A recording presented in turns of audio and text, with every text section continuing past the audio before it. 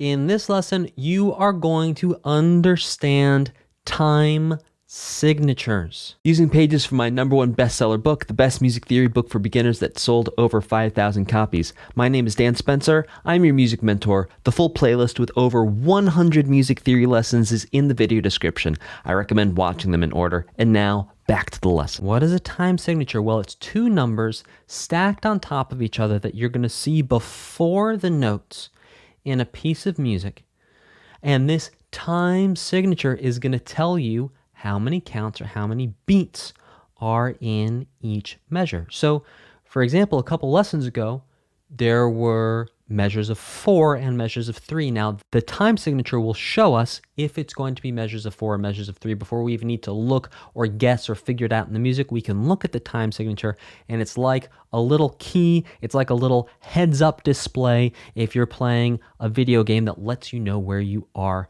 This right here lets us know where we are in the music. So the top number is the easiest to understand. So we're going to start with the top number. The top number just shows how many beats or how many counts. Beats, counts, we can think of beats and counts as the same thing. How many beats or how many counts there are in a measure. So right here, the top number is 4, which means there are going to be 4 beats or 4 counts in the measure. Over here, the top number is 3. That means there are 3 beats or 3 counts in the measure. Top number, easy. That just shows us how many beats or how many counts there are in the measure. The bottom number gets a little bit more tricky, so buckle in. Here we go. The bottom number of a time signature shows the denominator of the fraction that corresponds to the name of the rhythmic value of the note that gets the beat. Whoa!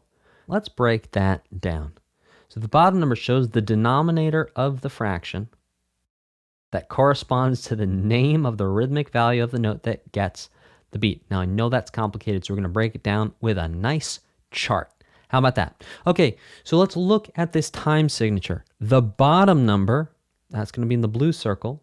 The bottom number is 4. Okay, so bottom number is 4. Let's imagine 4 with a 1 on top of it as a fraction. So 1 over 4 as a fraction. The name of the fraction of 1 over 4 is quarter, which means the quarter note is going to get the beat or get the count. Now, when a note gets the beat, it lines up with a count number, and every other note value is compared to the note value that gets the beat. So, for example, if a quarter note gets 1 beat or 1 count, and a half note gets 2 beats or 2 counts, we're saying the quarter note gets the beat or the count, and for every 2 quarter notes, there's going to be 1 half note. And remember, the whole note gets 4 beats or 4 counts. So what we're saying is there's 4 quarter notes worth of time in every whole note. Now, if this doesn't make 100% sense, don't worry about it. I'm going to review it one more time. And in the next lesson, we're going to do another dive into time signatures.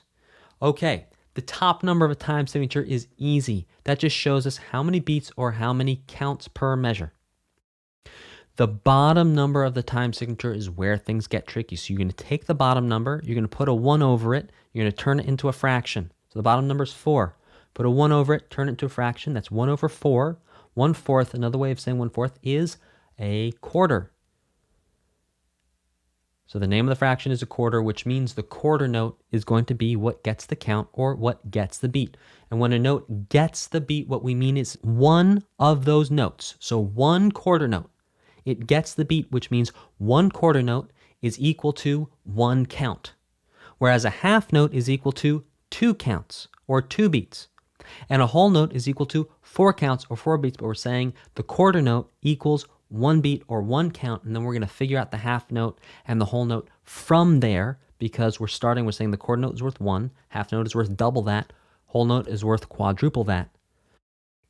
The quarter note is worth 1 beat or 1 count, and we compare the half note and the whole note to that quarter note. I will see you in the next lesson. In this lesson, we are going to break down the time signature of 3/4. Now, you may hear this referred to as 3/4 time or 3/4 time or waltz time. Well, its real name is 3/4 time.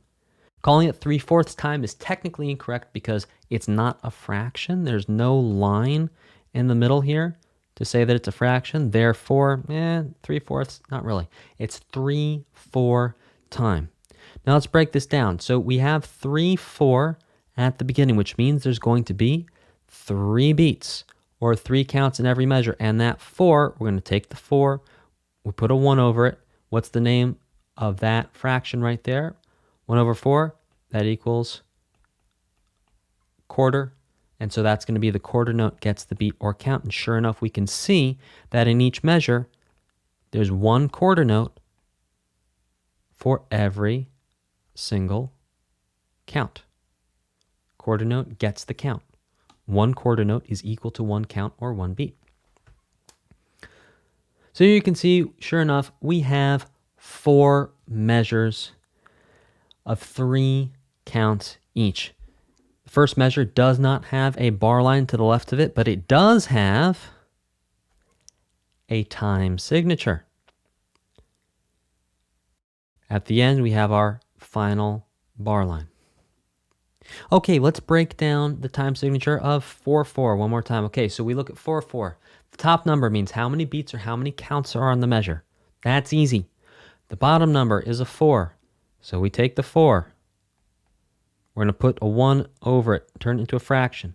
The name of that fraction is a quarter. The quarter note gets the beat. The quarter note gets the count. Sure enough, we can see that each quarter note is lined up with a beat or a count. Beat, count, we can use them to mean the same thing.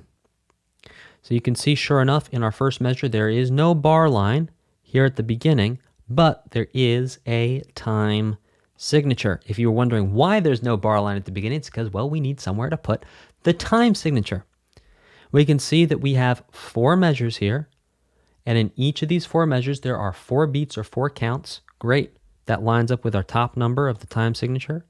And we can also see that in each one of these 4 measures, there are 4 quarter notes, and each quarter note gets a beat or gets a count. Another way of saying that, it aligns with the beat, it aligns with the count. Another way of saying that is each quarter note is only worth 1 beat or 1 count worth of time. Let's look at one more time signature. So because 4/4 is actually the most popular time signature in modern music, it's also called common time. And to save us all some energy having to write a bunch of 4s, you can actually abbreviate 4/4 with a C. This right here is actually a time signature, believe it or not. Just the letter C is in and of itself a time signature, and the letter C just means common time or 4/4. So if you ever see a C instead of a time signature, it actually is a time signature, and it means 4/4. And sure enough, we can see that there are 4 beats or 4 counts in every measure. That's our top number. And to agree with our bottom number of the time signature, we have 4 quarter notes in every single measure, and each quarter note is lining up with a beat or a count. I will see you in the next lesson. In this lesson, we're going to do a breakdown and a deep dive into how to write time signatures. The top number of the time signature is always going to go between line 5 and 3. So let's say we want to write a 4/4 time signature. We're going to write a 4. Actually use the lines. See that? From line 3 to 5. There you go. And then the bottom number of the time signature goes directly below the top number, and that goes from line 1 to line 3. Or line 3 to line 1. There you go. And you can see that I'm using the lines of the staff to help me write my 4. So that's a 4/4 time signature. Now if we were to write a 3/4 time signature, the top number is going to be a 3. And then the bottom number is going to be a 4. Again, the top number is going to take up the space from line 5 to line 3. The bottom number takes up the space from line 3 to line 1. The only 2 time signatures you are going to need for level 1 are going to be 4/4 and 3/4. So practice writing these on some staff paper, practice writing them out in your workbook, and I will see you in the next lesson. Oh, but it's not over yet. Click here to watch the next video lesson or up here for the full video playlist.